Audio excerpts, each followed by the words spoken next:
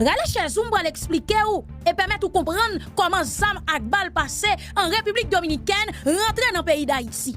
Si toutefois les Haïtiens, les autorités pas prendre responsabilité pour sécuriser frontières, nous mettons à parler de sécurité, la messiate pas chambre de bagaille comme ça dans le pays d'Haïti.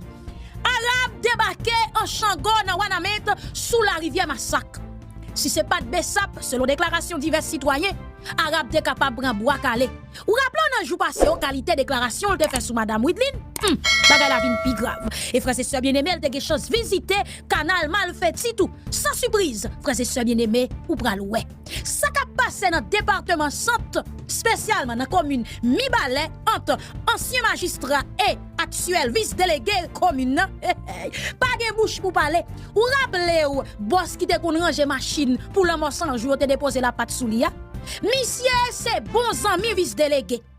Ou rappelez ou ti avion te touye dans fond cheval dans gang?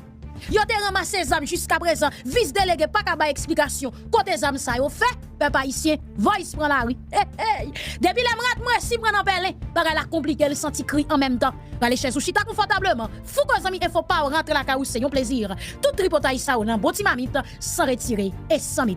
Tête nous parce que tout côté moi c'est comme ça. Qui rapport réunion ça gain avec sécurité? Je des côtés même mon demandé moi comment me faire en bas m'a occuper sécurité. Et c'est une question légitime finalement parce que tout est lié à ça. Mais la vérité, il n'y a pas plus sécurité que réunion ça. Il n'y a pas plus sécurité que réunion ça. Sécurité est basée sur un bail fondamental. Capacité pour l'État bail service. Service police, service santé, service éducation, service toute qualité de service. Il est basé sur autorité de l'État pour jouer rôle. Donc sécurité est basée sur le monde.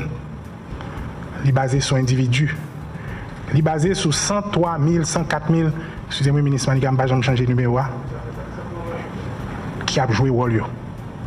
Qui a fait ça pour faire. Le problème de sécurité, c'est incapacité pour 103 000 personnes à jouer rôle. Je dis à nous, venir dans son plateforme. Nous venons redémarrer comment l'État joue le rôle. Comment nous établir l'autorité dans chaque communauté. C'est pour ça que c'est important pour nous aujourd'hui. Donc plus fondamental, c'est ça que fait demander toute ministre pour là aujourd'hui. Demander toutes les ressources humaines pour là aujourd'hui. Et je voulais que mon cap nous comprenne que c'est le premier pas sécurité, c'est ça. Déficience nous, la sécurité vient du fait que 103 000 fonctionnaires nous pas en mesure de jouer rôle pleinement. Deuxième point essentiel, nous fait aujourd'hui, je vais retourner dans l'introduction et même voulais créer le contexte là. On structure l'administration publique là, les ressources humaines. C'est une structure qui est bien importante, qui gagne pour l'organisation. Responsable des ressources humaines, là, son personnage clé lié. Depuis 2 mois là, nous trouvons que dans la majorité des organisations, son personnage qui est complètement effacé. Le moment des employés que je rencontré, est-ce qu'on a un terme de référence?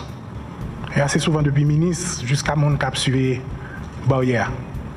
Le moment des est-ce qu'on recrute à travers un processus transparent? Est-ce que j'aime faire évaluation de performance pour? Est-ce qu'on a une option de mouvement de l'administration publique là? Est-ce qu'on connaît sur qui base de déterminer le salaire? Nous, dans cette salle-là, nous avons réponse à toutes les questions. Et nous comprenons pour qui ça en aval. Nous venons l'État pas qu'à jouer. Encore une fois, je dis, ce n'est pas une discussion sur une plateforme. C'est une discussion comme on a des ressources humaines qui sont dans cette salle-là, les moyens qu'il faut pour jouer rôle. Pour que fini le temps que les ministres vont faire aux barreaux pour le jour normalement de l'administration sans aucune explication. Mais ça m'a dit tout pour le monde qui a les ressources humaines dans tout, il prend responsabilité pour dire, monsieur le ministre, non, ça n'a pas respecté la procédure. Fini le temps, en tout cas, sous 2 ans à plat, côté non mais monde parce qu'il y a appartenance à X ou Y. Il faut qu'on raison, il faut qu'on motif. Salaire moyen dans l'administration publique, c'est 35 000 gouttes, ce n'est pas normal. Il faut que nous établions un système côté que nous avons l'État efficient, côté monde travail que nous touchons normalement. Pour ce faire, des instruments comme ça, les ressources humaines et l'État, capacité pour éliminer les sacs de trop, renforcer sa cap de travail, créer les conditions et l'environnement pour que l'État a joué le rôle. Et l'État qui a joué le rôle, c'est 103 000 personnes qui pour faire ça, rien pour faire. C'est ça que nous venons faire là aujourd'hui. C'est pourquoi la réunion ça en plein moment où on a planifié une stratégie de sécurité aussi importante. Je dis, je ne vais pas chiffre là. Mais puis, le défi, c'est que je n'ai pas assez de police, je n'ai pas assez l'armée, je corriger ça. Puis, le défi, c'est que le ministère de l'Intérieur m'a dirigé. Pourquoi même d'utiliser A7 aux gens pour l'utiliser? Premier part, c'est pour me rendre combien de monde dans l'administration publique là, combien de besoins qui travaillent à faire, comment ils ont contribué, comment m'a utilisé pour me capable maximiser l'impact sur le terrain. Deuxième gros problème de l'administration publique, c'est la structure. Nous présentons ça l'autre jour. Nous voyons que la grande majorité de l'administration publique, là, dans la deuxième, on tranche de moyenne d'âge relativement élevé avec très peu de jeunes et certainement très peu de femmes.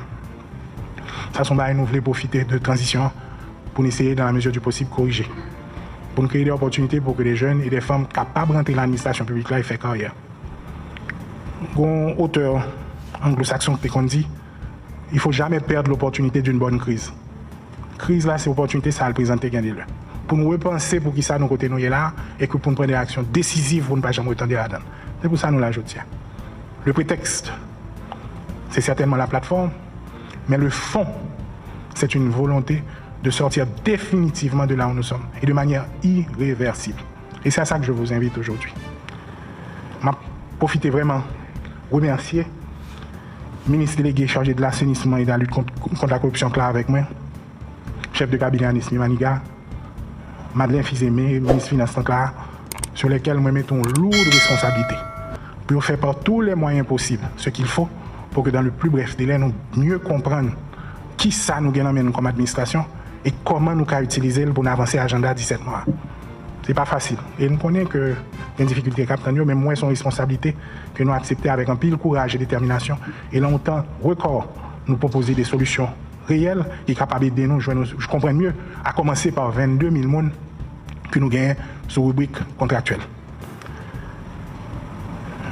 Mesdames, Messieurs les ministres, Monsieur le directeur de cabinet, Monsieur le secrétaire général de la primature, Monsieur le coordonnateur général de l'Office de management et des ressources humaines, Mesdames et Messieurs les directeurs généraux, Mesdames et Messieurs les directeurs des affaires administratives, Mesdames et Messieurs, chers amis. Nous sommes donc réunis ce matin pour le lancement de la plateforme numérique de gestion des agents contractuels de l'administration publique haïtienne.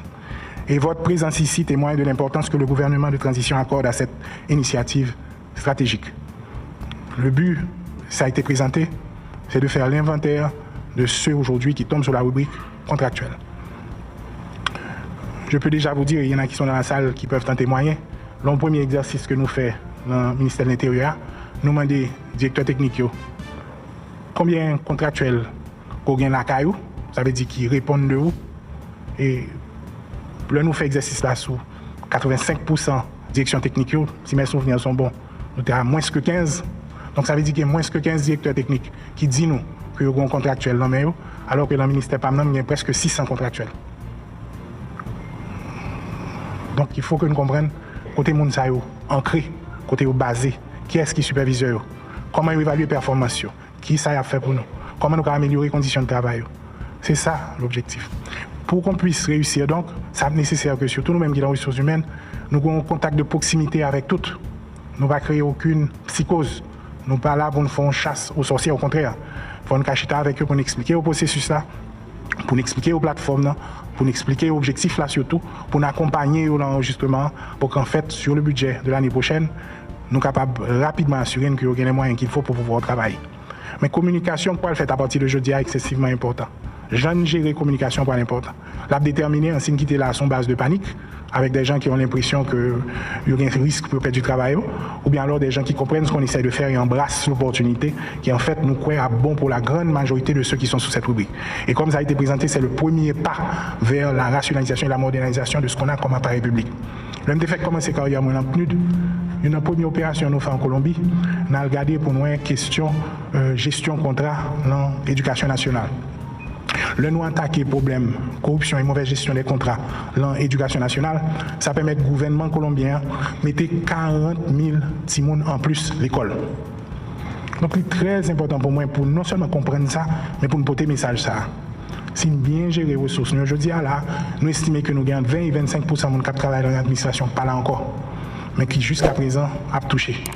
Ne serait-ce que pour arriver à faire inventaire, pour nous capable d'utiliser ces ressources, pour nous ajuster les salaires, ouais, ça prend un paquet de temps et c'est excessivement difficile.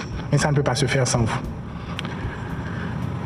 L'objectif de la plateforme est donc clair. Fournir un cadre de gestion transparent et structuré pour les agents contractuels en attendant l'établissement du fichier central des agents de la fonction publique via un système intégré de gestion des ressources humaines que nous espérons qu'à venir pendant la transition. En tout cas, c'est le défi que j'ai lancé à mes collègues. Je l'ai dit tout à l'heure, je tiens à remercier chaleureusement tous ceux qui ont œuvré avec dévouement dans la concrétisation de ce projet. Mon capteur avec moi, je suis presque fatigué avec moi parce que chaque fois que je parle avec eux, tout est urgent. Et je me bats un défi énorme. Je veux les plateformes là en moins de 10 jours. Je dis d'accord, et puis effectivement ça a été fait. Je remercie tout, monsieur Onio, équipe technique là, mais j'espère pas entrer en détail dans la plateforme lui-même pour nous voir avec quelle créativité que monsieur est arrivé à accommoder le processus là. Donc au cœur des priorités de mon gouvernement se trouve la nécessité de recenser tous les agents contractuels pour l'exercice 23-24, afin de capitaliser sur leurs contributions et évidemment d'optimiser la gestion des ressources humaines.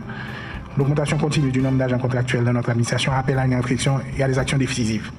Nous parlons de gens sur prétendre ça dans le monde capsule des Nations Unies, mais la réalité, c'est que si nous avons 104 000 personnes dans l'administration publique, nous avons un espace pour nous agrandir intelligemment. Le regard des 104 000 personnes, à titre de comparaison, c'est à peu près le chiffre de la police et de l'armée en République dominicaine. Ça nous donne moins de 1% de staff par rapport à la population. Dans les pays similaires à Haïti, on peut arriver jusqu'à 5%.